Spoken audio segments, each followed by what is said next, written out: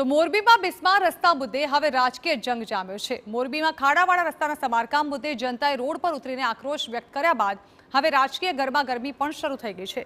મોરબીના ધારાસભ્ય કાંતિ અમૃતિયાએ ગઈકાલે ગોપાલ ઇટાલિયાને પડકાર ફેંકતા કહ્યું હતું કે મોટી મોટી વાતો કરતા ગોપાલ ઇટાલિયા મોરબીમાં ચૂંટણી જીતીને બતાવે તો હું તેમને 2 કરોડ રૂપિયાનું ઇનામ આપીશ।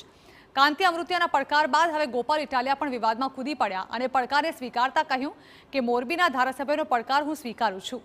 હવે કાંતિ અમૃતિયા જો પોતાની વાત પર અડગ હોય તો 12 તારીખ સુધીમાં ધારાસભ્ય પદ પરથી રાજીનામું આપે।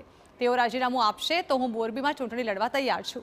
એક તરફ જનતા રસ્તા ગટર જેવી પ્રાથમિક સુવિધા માટે તરસે છે અને બીજી તરફ નેતાઓ એકબીજાને પડકાર આપવામાં વ્યસ્ત છે।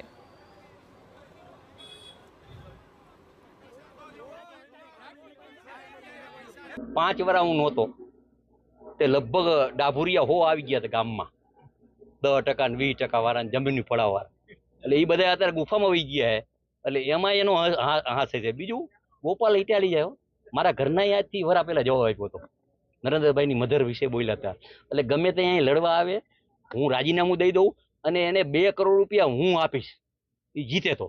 મોરબીના ધારાસભ્યએ આપેલી આ ચેલેન્જને આપણે સ્વીકારી લઈએ છીએ સહર્ષ રાજી ખુશીથી કે જો તમે શુરા બોલ્યા ન ફરે, શુરા હોવ, મરદ માણસ હોવ અને એક જ વખત બોલતા હો ને જબાનના પાક્કા માણસ હોવ તો આજે 10 તારીખ થઈ છે, મોડામાં મોડું 12 તારીખે બપોરે 12 વાગ્યા સુધીમાં રાજીનામું તમારું પડી જવું જોઈએ। ગોપાલ ઇટાલિયા પણ વટથી તમારા ચેલેન્જને સ્વીકારે છે।